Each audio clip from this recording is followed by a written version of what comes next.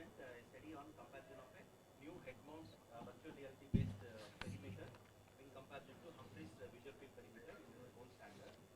So as all of us know that standard automated perimeter HFA is a gold standard and it is an essential part of glaucoma diagnosis, treatment and monitoring of progression, and we are all sure that we need multiple tests to make sure it is reliable and for a baseline and a follow-up phase. So the main problem with HFA is it is bulky and portable, and it needs lots of maintenance, and trained staff is needed to operate it, and it is time consuming. It is so time consuming that we know that most of the patients will sleep off when they were doing HFA.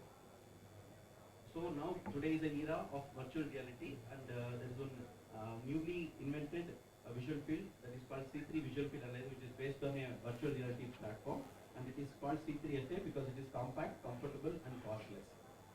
So we wanted to compare this CFA with the standard Humphrey's field. So this technical specification of this CFA is almost similar to HFA, and when we consider it has got more beneficial points, like it can be done in a lesser time, it is flexible, less operator needed, it is cost lesser also. But one thing was which it is valid in comparison to standard Humphrey's. So the purpose of our study was to evaluate the validity of CFA as a glaucoma screening device in comparison to standard HFA 24-2 in patients with and without glaucoma. So our primary objectives were to determine sensitivity and specificity of the CFA device in comparison to HFA, to assess correlation between suprathreshold CFA test and HFA on a point-by-point basis, and the secondary objectives being average time per eye for CFA threshold screening testing and comfort level for patients performing CFA versus HFA. So we made it into two groups. One is glaucoma and one is control. The inclusion criteria are almost same with the age more than 40 to 70 years of age with prescriptive visual acuity of 6/12. Any type of glaucoma are included.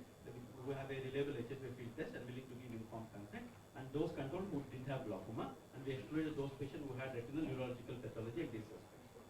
So we divided into two arms. One is glaucoma arm and the control arm.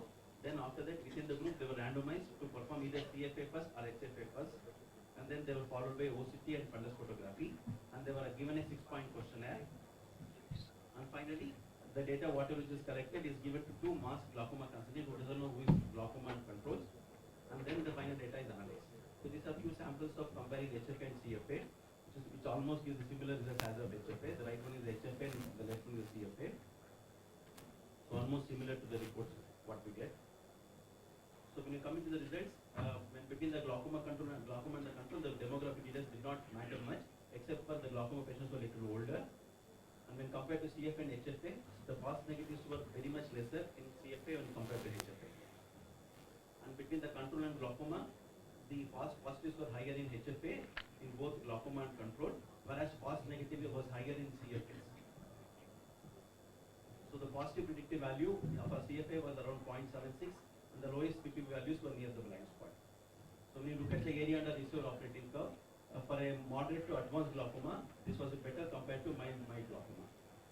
So when we look at the correlation with HFA, mean deviation and pattern deviation, number of points missed on the CFA correlated reasonably well with mean deviation when compared to pattern deviation. So comfort level and ease, CFA was significantly easier to use and was more comfortable. And overall, the accuracy of the CFA was 90% over HFA, and sensitivity was around 84%.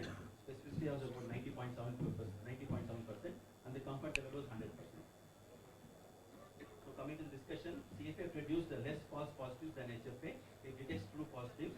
Glaucoma subjects had higher false negatives rate than controls on CFA. Compared to HFA, CFA had a higher fixation loss rate, but does not affect significantly to its reliability. And robust AROC for moderate to advanced glaucoma, and it is better sensitive to diagnose mild and early glaucoma.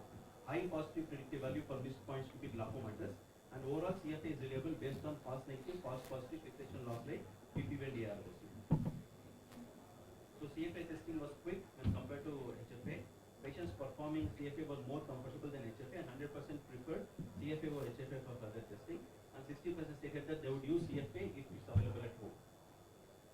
So the limitation of CFA is at present it's just suprathreshold test, but we are working it on to get a full threshold algorithm. The stimulus intensity is fixed. We are getting it to have a variable decibel values, and normal data is not yet available. We are almost completed. The next version is almost completed. The normal data is available for the next version, and at present doesn't have a no pattern deviation. So So in conclusion, CFA is a supra-threshold test, and also it does not correlate with the gold standard HFA on few fronts. It is sensitive and specific tool for screening moderate to advanced glaucoma. Using lower decibel values in future, it can make it more sensitive and diagnosing mild and early glaucoma. It is a promising tool for elderly and bedridden patients. Thank you. Thank you, Rangaraj, for nice presentation. Say, what was your sample size? 200 patients, 100 from glaucoma, 100 from control. And how you decided that this should be the size?